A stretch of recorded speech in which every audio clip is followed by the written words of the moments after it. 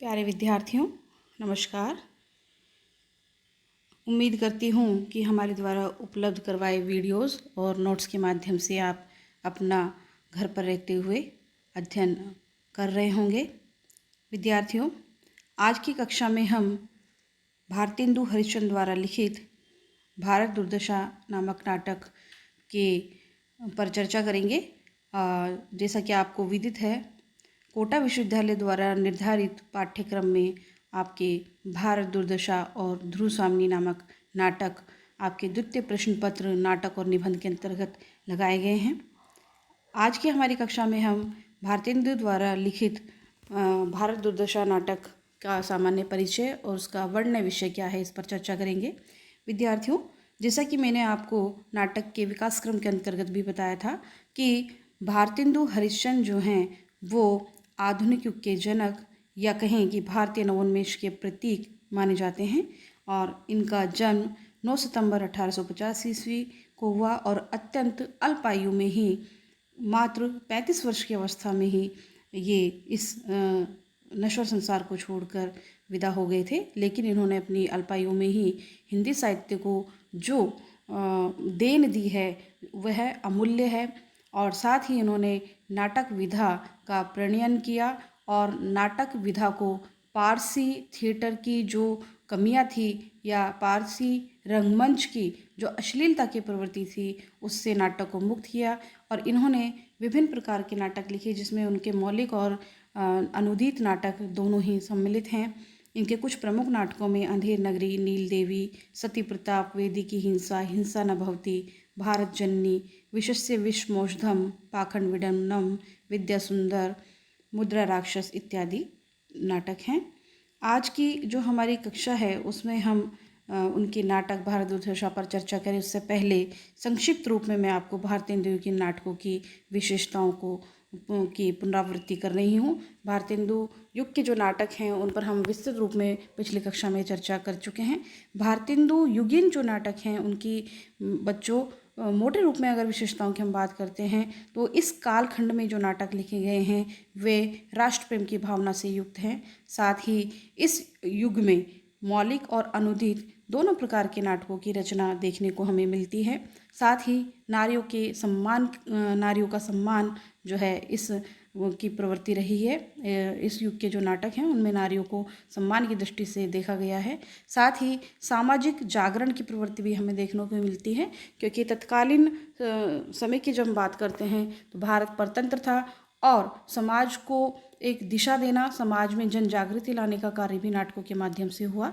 साथ ही अंधविश्वासों एवं कुरीतियों का विरोध भी इस युग के नाटकों में हमें देखने को मिलता है।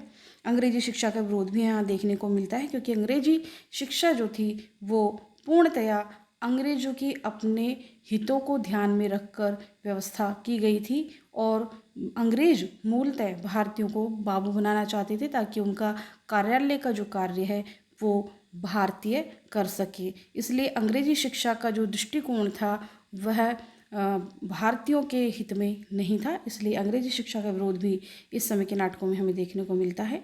साथ ही सुधारवादी दृष्टिकोण, अतीत का गौरवगान भी हमें इन नाटकों में देखने को मिलता है। भारत सोने की चिड़िया जो रहा है, किस प्रकार से भारत का अपना गौरव रहा है, भारत किस प्रकार से विश्व गुरु का दर्जा प्राप्त किए हुए रहा है, इस प्रकार की भावनाओं को अतीत के गौरवगान के माध्यम से नाटककारों ने जागृत करने का, लोगों को जागृत करने का कार्य इन नाटकों के माध्यम से किया था। साथ ही जो अंग्रेजी भ्रष्ट शासन था उस पर भी तीखे प्रहार इस समय के नाटकों में हमें देखने को मिलते हैं। तो विद्यार्थियों, भारतेंदु युगीन नाटकों की कुछ प्रमुख विशेषताएं इस प्रकार रही हैं और इस प्रकार की विशेषताओं से युक्त इस काल के हमें नाटक देखने को मिलते हैं। विद्यार्थियों, आज हमारी जो कक्षा का जो मुख्य विषय है वह है भारत दुर्दशा। भारत दुर्दशा जो नाटक है वह भारतेंदु हरिश्चंद्र द्वारा लिखित एक ऐसा नाटक है जो तत्कालीन परिस्थितियों के पूर्णतया अनुकूल था और इसमें जैसा कि इसके नामकरण से ही पता चलता है, भारत दुर्दशा, भारत की तत्कालीन परिस्थितियों में जो दुर्दशा थी उसके क्या कारण रहे हैं और किस प्रकार से भारतेंदु हरिश्चंद्र ने अपने इस नाटक के माध्यम से तत्कालीन जनता को जागृत करने का प्रयास किया है वह हमें देखने को मिलता है। सामान्य परिचय हम इसका एक बार देख लेते हैं। देशभक्ति पर आधारित भारतेंदु हरिश्चंद्र द्वारा रचित भारत दुर्दशा नाटक का प्रकाशन वर्ष 1880 ईस्वी माना गया है, परंतु भारतेंदु समग्र में संपादक ने इसे 1875 ईस्वी में छपा हुआ बताया है। इसमें भारतेंदु जी ने प्रतीकों के माध्यम से भारत की तत्कालीन स्थिति का चित्रण किया है। वे भारतवासियों से भारत की दुर्दशा पर रोने और फिर इस दुर्दशा का अंत करने का प्रयास करने का आह्वान करते हैं। इसीलिए वे कहते भी हैं कि रोवहु सब मिलके आवहु भारत भाई, हा हा भारत दुर्दशा न देखी जाई। वे ब्रिटिश राज और आपसी कलह का भारत की दुर्दशा का मुख्य कारण मानते हैं। वे ब्रिटिश राज को और आपसी कलह को भारत की दुर्दशा का मुख्य कारण मानते हैं। तत्पश्चात वे कुरीतियों, रोग, आलस्य, मदिरा, अंधकार, धर्म, संतोष, अपव्यय, फैशन, सिफारिश, लोभ, भय, स्वार्थपरता, अतिवृष्टि, अनावृष्टि, अकाल, बाढ़ आदि को भी भारत दुर्दशा का कारण मानते हैं। लेकिन उन्होंने सबसे बड़ा कारण जो अंग्रेजों की भारत को लूटने की जो नीति है उसको भारत की दुर्दशा का सर्वप्रमुख कारण माना है। इसीलिए उन्होंने अंग्रेज जो है, अंग्रेजों की इसी नीति का इस नाटक में विरोध किया है। साथ ही उन्होंने इस ओर भी ध्यान दिलाया है कि अंग्रेजों ने अपना शासन मजबूत करने के लिए देश में शिक्षा व्यवस्था, कानून व्यवस्था, डाक सेवा, रेल सेवा, प्रिंटिंग प्रेस जैसी सुविधाओं का सृजन किया, परंतु यह सब कुछ उन्होंने अपने लिए, अपने शासन को आसान बनाने के लिए किया था। देश की अर्थव्यवस्था जिन कुटीर उद्योगों से यहाँ पनपती थी, या जो कुटीर उद्योग हमारी अर्थव्यवस्था को मजबूती प्रदान किए हुए थे, उन कुटीर उद्योगों को अंग्रेजों ने तहस नहस कर दिया था और वे भारत से कच्चा माल अपने कारखानों में ले जाते थे और जो है अपने देश में, ब्रिटेन में ले जाकर, वो जो है अपने इंग्लैंड में ले जाकर जो है वो कच्चे माल से अपने कारखानों में पक्का माल तैयार करते थे और उस पक्के माल को जबरन वो भारतीयों पर थोपते थे। तो इस प्रकार से भारत से जो धन का जो कहें कि निर्गमन जो है वो ब्रिटेन की ओर होने लग गया था। भारत की जितनी भी धन संपदा थी, जो यहाँ का वैभव था, वह सारा वैभव वे लूट कर ले जा रहे थे। इस प्रकार से जो कमाई के, जो भारतीय जनता की जो कमाई के माध्यम थे, जो साधन थे, वे अंग्रेजों ने छीन लिए थे, जिसके कारण देश में चारों तरफ भुखमरी फैल गई थी और लाखों लोग अकाल और महामारी से मरने लग गए थे। इसके साथ ही इतनी विपरीत परिस्थितियां होने पर भी, भारतीयों की इतनी दुर्दशा करने पर भी अंग्रेज जो है यहाँ के लोगों की स्थिति को देखकर, यहाँ के लोगों की विपन्नता को देखकर बिल्कुल भी पसीजे नहीं थे। उनकी कहें कि वो बिल्कुल भी विचलित नहीं हुए थे और निरंतर अपनी तिजोरियां भरने का काम ही वे यहाँ पर करते रहे। इस प्रकार सारा देश अपने को लुटते हुए देख रहा था, बिल्कुल शांति से, तटस्थता से, निरासक्ति से और निष्क्रियता से।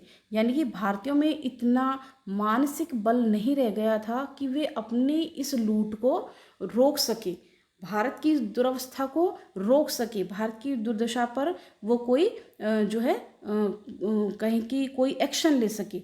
यानी कि उनमें इतनी एकजुटता नहीं थी। इसलिए भारतेंदु जी ने भारत दुर्दशा नाटक तत्कालीन इन परिस्थितियों को देखते हुए लिखा और उन्होंने भारतीयों को अपनी इस दुर्दशा पर रोने का आह्वान किया है कि आवहु भारत भाई, रोवो सब मिलके आवहु भारत भाई, हा हा भारत दुर्दशा ना देखी जाए। इस प्रकार से वो जो है भारतेंदु जी जो है इस नाटक में भारतीयों को अपनी इस दुर्वस्था पर रोने के लिए आह्वान कर रहे हैं और साथ ही अपनी इन परिस्थितियों से अपने आप को उबारने के लिए वो जो है उनको तैयार करने का प्रयास भी इस नाटक के माध्यम से कर रहे हैं।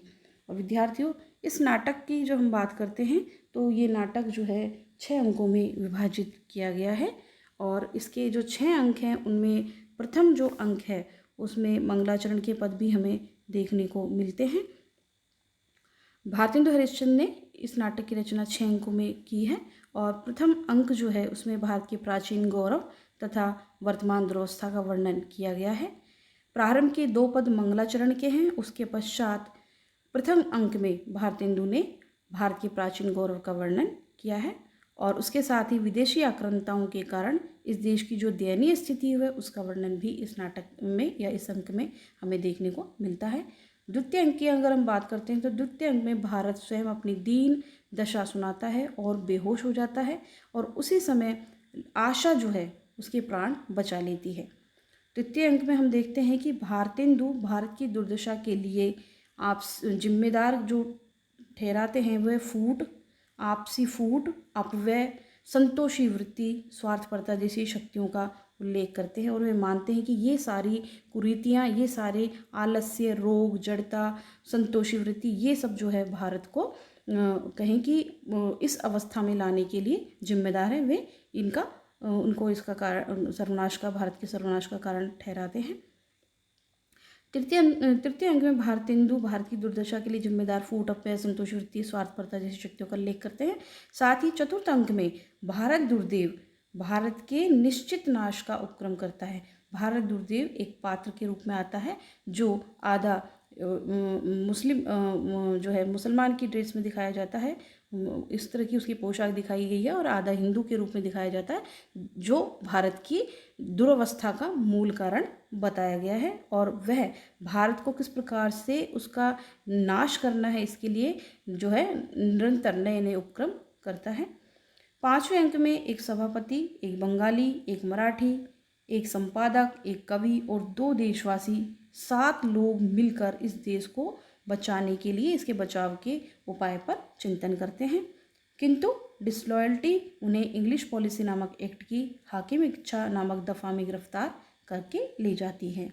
छठे और अंतिम अंक में भारत भाग्य बेहोश पड़े भारत को जगाने का पूर्ण प्रयास करता है, किंतु जब उसे लगता है कि भारत का जागना अब संभव नहीं है तो वह अपने सीने में जो है कटार मार लेता है। इस प्रकार से विद्यार्थियों हम देखते हैं कि भारत दुर्दशा जो नाटक है एक प्रतीक नाटक है, प्रतीकात्मक नाटक है।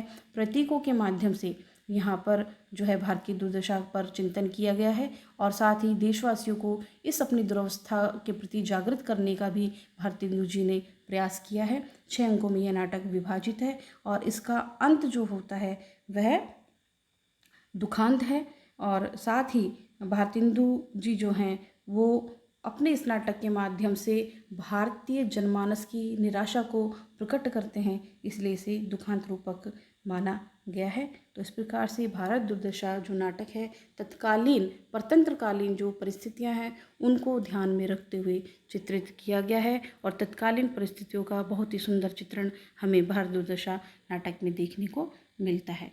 तो ये विद्यार्थियों आज की कक्षा में हमने भारत दुर्दशा नाटक के का जो सामान्य परिचय है, इसका जो वर्ण्य विषय है, इसका जो कथानक है, किस प्रकार से प्रतीकों के माध्यम से भारतेंदु जी ने अपनी भाव व्यक्ति की है, इसका पर आज हमने चर्चा की। आज की कक्षा के लिए विद्यार्थियों इतना ही। तब तक के लिए धन्यवाद।